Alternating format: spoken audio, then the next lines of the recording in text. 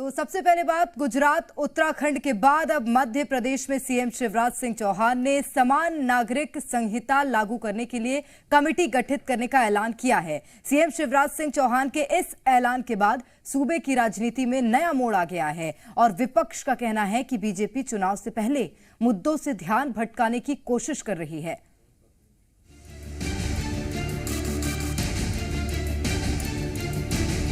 मैं तो इस बात का पक्षधर हूं कि भारत में अब समय आ गया है कि एक समान नागरिक संहिता लागू होनी चाहिए। एक से ज्यादा शादी क्यों करे। मध्य प्रदेश में आगामी विधानसभा चुनाव से पहले मुख्यमंत्री शिवराज सिंह चौहान चुनावी मूड में आ चुके हैं। उन्होंने देश में समान नागरिक संहिता लागू करने की मांग की और एमपी में समान नागरिक संहिता लागू करने के लिए कमेटी बनाने का ऐलान किया। समान नागरिक संहिता पर मध्य प्रदेश के मुख्यमंत्री शिवराज सिंह चौहान का ये नया ऐलान है। सीएम शिवराज सिंह चौहान के ऐलान के बाद प्रदेश के कानून मंत्री नरोत्तम मिश्रा ने भी इसे लागू करने की बात कही है। अब वक्त आ गया है जब एक विधान और एक संविधान और एक राष्ट्र के साथ में हम आगे बढ़ें। यूनिफॉर्म सिविल कोड को लेकर मध्य प्रदेश में सियासत तेज हो गई है। इस पर कांग्रेस के मीडिया विभाग के उपाध्यक्ष अजय सिंह ने कहा कि चुनावों की आहट के बीच बीजेपी घबरा गई है। मुद्दों से भटकाने के लिए संवेदनशील मुद्दों पर बात की जा रही है। मध्य प्रदेश में जैसे ही चुनावों की आहट दिखाई दे रही है, भाजपा घबराहट में मुख्य मुद्दों से ध्यान भटकाने के लिए संवेदनशील मुद्दों की बात कर रही है। कांग्रेस के इस आरोप पर बीजेपी ने भी पलटवार किया है और कांग्रेस पर तुष्टीकरण की राजनीति करने का आरोप लगाया है। तुष्टीकरण के लिए और जिस तरीके से समाज के बंटवारे के लिए कांग्रेस आगे बढ़ी है, महिलाएं जो है प्रताड़ित होती रही हैं और आज ट्रिपल तलाक लाकर भी एक तरीके से समानता का जो अधिकार है वो महिलाओं को दिलाने का काम भारतीय जनता पार्टी की सरकार ने किया है।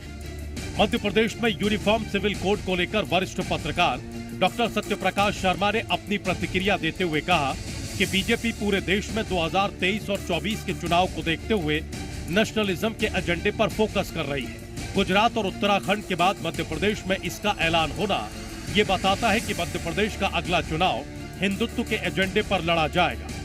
एक करने के तात्पर्य यही है कि कहीं ना कहीं हिंदुत्व के एजेंडे को और आगे बढ़ाया जाए, लेकिन कुछ मामलों में ऐसी चीजें लाना आवश्यक भी मुझे लगता है कि देश एक है। कुल मिलाकर ये कहा जा सकता है कि एमपी में चुनाव से पहले अब मुद्दे निकलकर सामने आने लगे हैं और इन मुद्दों पर सियासत भी जमकर जारी है। देखना होगा कि 2023 तक राजनीति किस चरम पर पहुंचती है। ब्यूरो रिपोर्ट, जी मीडिया। और हमारे दो सहयोगी इस वक्त इस बड़ी खबर पर हमारे साथ जुड़ रहे हैं। दिल्ली से इस वक्त राहुल मिश्रा और भोपाल से मेरे सहयोगी आकाश द्विवेदी हमारे साथ जुड़ रहे हैं। पहले आपको दिल्ली ले चलते हैं, राहुल वहां मौजूद हैं। राहुल, इस यूसीसी से, यूनिफॉर्म सिविल कोड से अब यह पूरी तरह तय है कि गुजरात के बाद मध्य प्रदेश, राजस्थान और जहां जहां चुनाव हैं, बीजेपी ने अपना एजेंडा, अपना मुद्दा साफ साफ रख दिया है। कहा जाए तो एजेंडा और साफ क्लियर यदि कहा जाए कि यूनिफॉर्म सिविल कोड को लेकर के अब कहीं ना कहीं मध्य प्रदेश भी अब आगे बढ़ेगा। जैसे अन्य राज्यों में जो बीजेपी शासित राज्य हैं उनमें जिस तरीके से इम्प्लीमेंटेशन किया गया है उसी तरीके से यहाँ पर लेकर के आया जाएगा। लेकिन दो चीज़ें हैं आसिफ, क्योंकि यूनिफॉर्म सिविल कोड की जब हम बात करते हैं, आप समान नागरिक संहिता की बात हम जब करते हैं तो ये स्टेट मैटर से यदि कहा जाए, क्योंकि नेशनल का ये मैटर हो जाता है साफ सीधे तौर पे। और इस मैटर को यदि कहा जाए, क्योंकि जब मैरिज एक्ट हो या चाहे आप डिवोर्स का हो, ये तमाम जो मुद्दे हैं ये सारे के सारे जो है नेशनल मुद्दे होते हैं और इन नेशनल मुद्दों पे कहीं ना कहीं सीधे तौर पे पार्लियामेंट की यदि कहा जाए तो पार्लियामेंट में ये ऑलरेडी ये मामला कहीं ना कहीं बिल्कुल निश्चित रूप से। तो राहुल, आप बने रहेगा हमारे साथ और जानकारी लेंगे। आकाश हमारे साथ भोपाल से बने हुए हैं। आकाश, गुजरात की तर्ज पर अब मध्य प्रदेश में लागू किया गया है और इससे क्या फायदा राजनीतिक परिवेश में बीजेपी को होता दिखाई दे रहा है?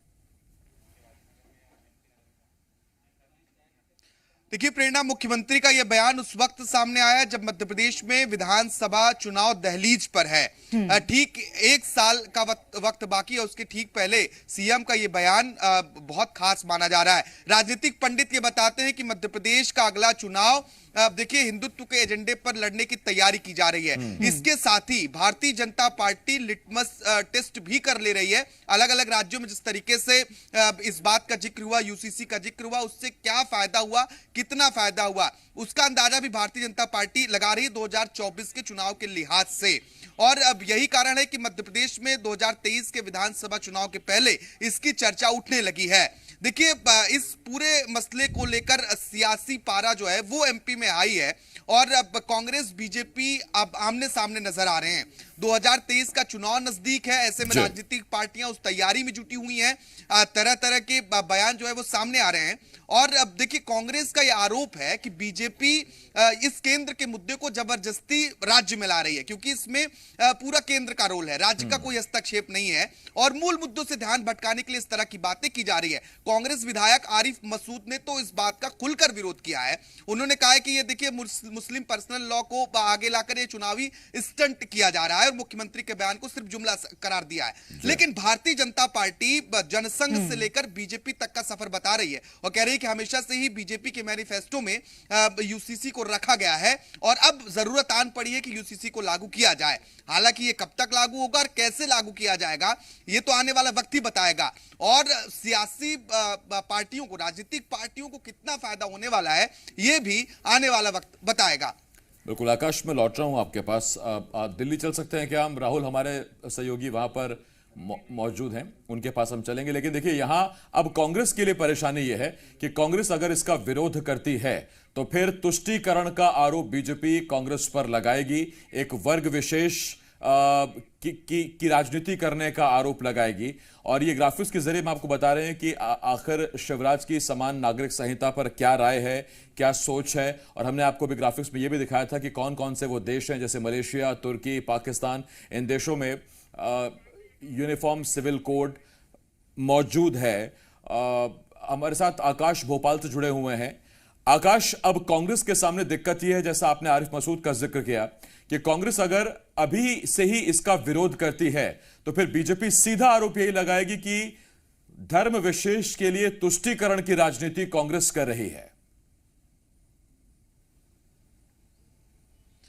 आरोप अभी भी यही लगाए जा रहे हैं आसिफ, और कांग्रेस की पूर्ववर्ती सरकारों को का बार बार जिक्र किया जा रहा है। गृहमंत्री के बयान को सुनते हैं, उन्होंने साफ तौर पर कहा है, पूर्ववर्ती सरकारों का जिक्र किया है। बीजेपी के तमाम जो अलग अलग नेता हैं वो इसी बात का जिक्र कर रहे हैं कि जब केंद्र में मनमोहन सिंह की सरकार थी तब मनमोहन सिंह ने कहा कि जो रिसोर्सेज है उस पर पहले मुस्लिमों का अधिकार है और अगर कांग्रेस की सरकार चाहती तो यूसीसी पहले ही लागू हो जाता।